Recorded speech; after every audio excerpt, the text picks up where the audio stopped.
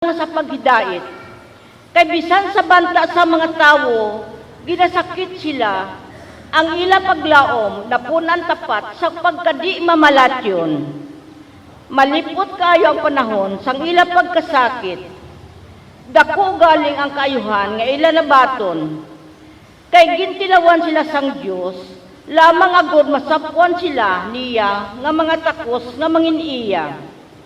Kasubong sang bulawan sa dako nga horno, ginatilawan sila sang Dios, kaginbaton sila niya.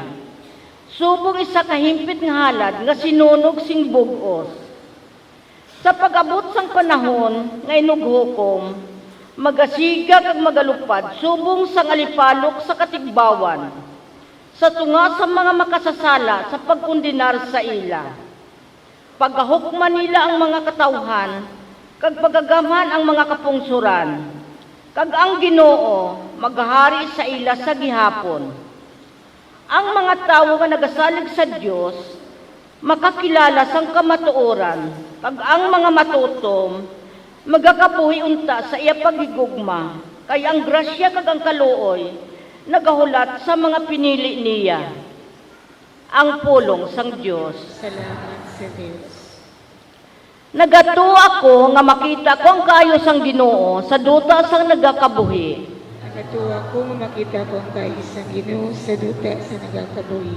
Isa lamang kabutang ang akong ginapangayo sa Ginoo. Isa lamang kabutang ang ako naluyagan.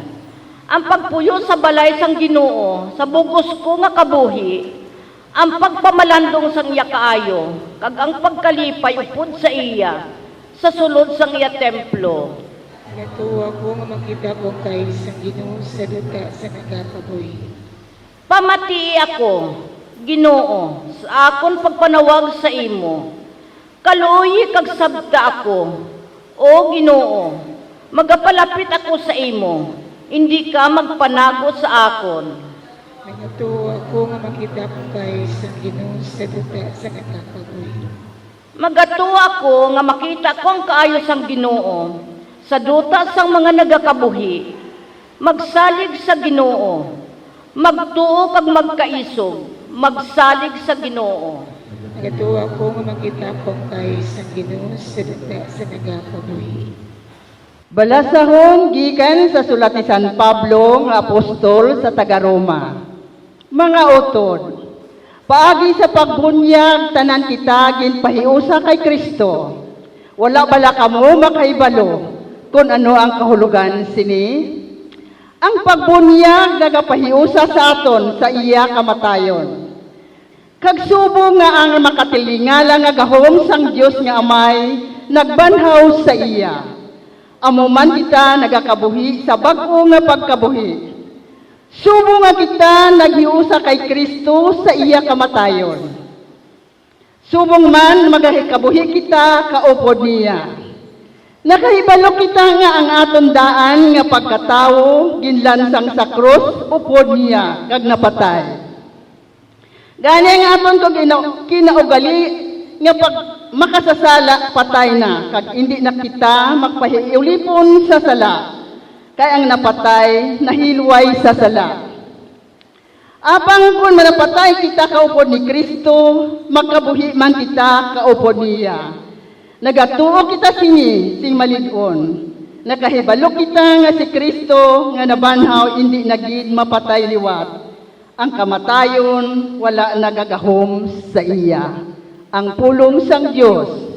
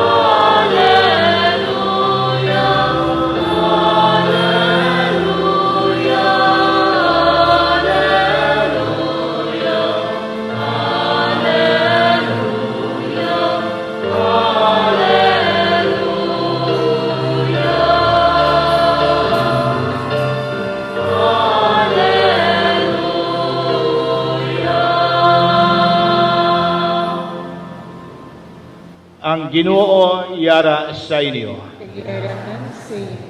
Ang pagbasa sang Santos nga Ebanghelyo suno kay San Juan. Sa pagabot ni Jesus sa Betania, 4 na kaadlaw nga nalubong si Lazaro. Ang Betania mga 3 ka kilometro halin sa Jerusalem. Sa pagkabati ni Maria nga nagapadulong si Jesus, nagwa siya sa pagsugata sa iya, pero si Maria nagpabilin sa balay. Nagsiling si Marta kay Jesus, Ginoo, kung yari ta dire, wala kung tani mapatay ang akon utod. Pero naibaluan ko nga bisan subong, ang Dios magahatag sa imo, sa bisan ano nga imo pangayoon sa iya. Si Jesus nagsiling sa iya, mabanhaw ang imo utod.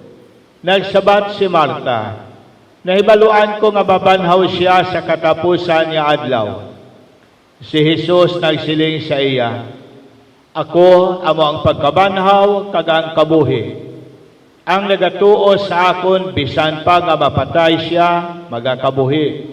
Kag ang nagakabuhi ka nagatuo sa akon, hindi nagid mapatay. Nagatuo kabala sini. Nagsabat si Marta, Huo Ginoo, nagatuo gid ako nga ikaw amo ang Kristo, ang anak sang Dios nga magakari sa kalibutan. Mga utod, amayong balita sang aton kaluwasan. Sa panimalay nga ginbilin ni Nanay Aida sa iya mga kabataan, kay Nonoy Edwin, kay Cap, kay Toto Richard, kay Nini Janet, kay Dodoy Noel, kay Dodong Arlan.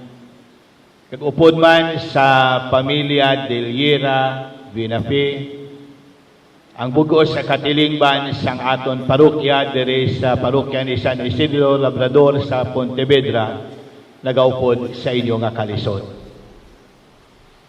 Hinigugma ko nga mga kauturan, karon nga adlaw, ginasaulog naton ay ikaduha ka na pulo, tagpito nga Domingo sang tuig.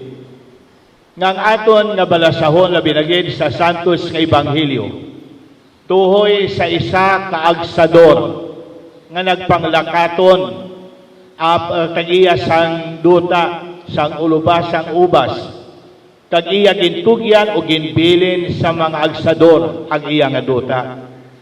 Nga may kondisyon nga nagasiling, magabalik ako, ka magakuha ako sang akon parte.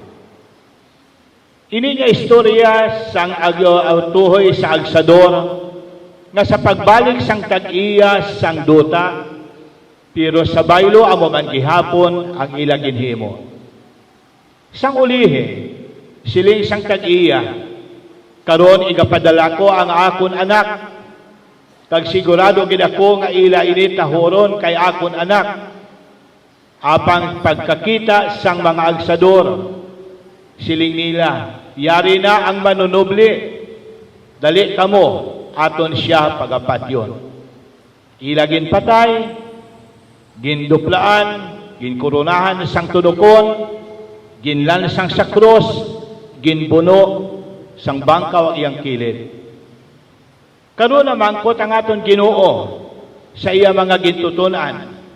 Ano ba lang himuon sang kag-iya sang duta sa mga agsador? Siling sang iya mga gintutunan. Ila sila patyon nga wala gid sing kaluoy. Pero ang aton Ginoo nagsiling, wala bala ninyo babasahi sa kasulatan na nagasiling ang bato nga ginsikway sang mga manunukod mangin pamakod nga bato. Pinalangga nga mga kauturan, karon niya hapon, iniman ang tion nga masiling naton tion sang kasubo, kay pagabayaan na kita ni Nanay Aida, ang isa ka iloy sang panimalay. Pagabayaan kita bagon kay magabalik na siya sa duta nga iya ginhalinan. Kaya nagasiling ang aton Ginoo, You are dust, and unto dust you shall return. Pero ang aton Ginoo nagpasalig nga ang tagsa-tagsa nga nagatuo sa iya bisan mamatay, may kabuhi nga wala sing katapusan. The same words ang iya nga ginmit lang sa kay Marta, nga sa pagsiling ni Marta, Ginoo, kunyari ka lang dire, ang ako niya utod niya si Lazaro, ayhan wala mamatay. Imagine, ara ka man ang gali 3 kilometers away sa amon nga balay, nga wala kagin magkadto samtang nga nagabalatian si Lazaro. Pero ang aton kinuuluyag magpamatuod nga siya amo ang Dios sa mga buhi kag sa mga minatay. Gani siling niya, mabanhaw ang imo utod. Siling ni Marta, yes, mabanhaw siya. Abang sa katapusan pa nga adlaw. On the last day. Pero siling ni isang aton Ginoo sa kay Marta, ako amo ang pagkabanhaw kag ang kabuhi. Ang nagatuo sa akon bisan nga mamatay siya magakabuhi sing dayon. Nagatuo ka bala sini? Yes, Lord. I do believe that you are the Son of God. Ikaw ang dalan, ang kabuhi kag ang kamatuoran. Gani mga pinalangga ko mga kauturan. Karon pagadalhon na naton sa katapusan nga kahimtangan ang aton pinalangga nga iloy nga si Nanay Aida. Ang kasubo naton ayhan masiling naton hindi madula sa aton kay pagabayaan na kita sang isa ka iloy. Pagabayluhan ina sang kalipay kung kita may pagtuo sa aton Ginoo. Karon isa man kation, karon nya hapon, tion man sang masiling naton pag kinalipay. Nga nakasiling ako, tion sang pag kinalipay. It is because today is the day of reunion. Pag-updanay ni Nanay Aida, kag ni Tatay Nui, kag sang aton manunuga ang aton Ginoo. They are now both happy sa atubang sang aton Ginoo. Kay nagkilitaay na sila. Gani, ang ilang kalipay, ang ilang kasubo, ginbayluhan sang kalipay. Ang ilang kasakit, ginbayluhan sang pagkinasadya.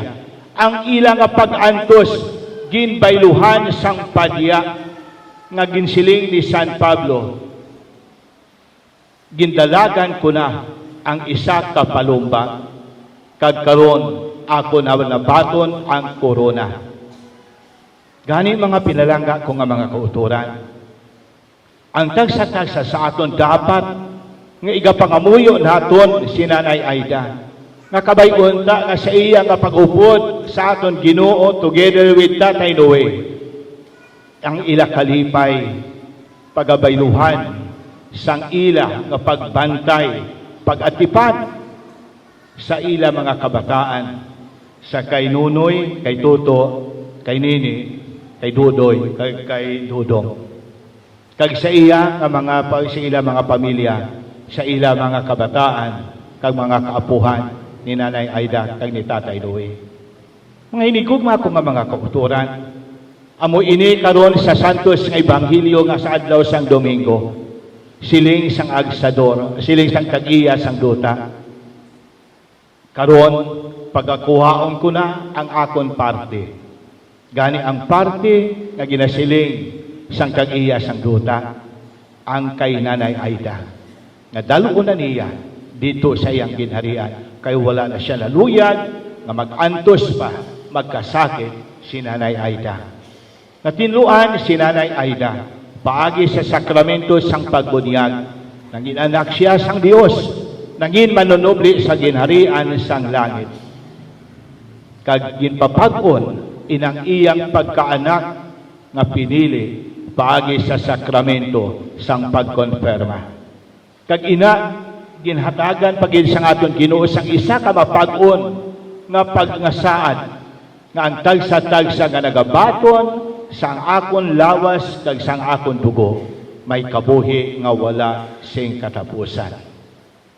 Nanay Aida, karon pagabayaan mo na kami. Rest assured, ang pagpangamuyo namon yara gihapon sa imo. Ang amon nga pagpangamuyo, wala sing katapusan. Apang nagapangayo man kami, upod sa imo mga kabataan, nga bantayan, kag-ubayan manimo sila. Amen.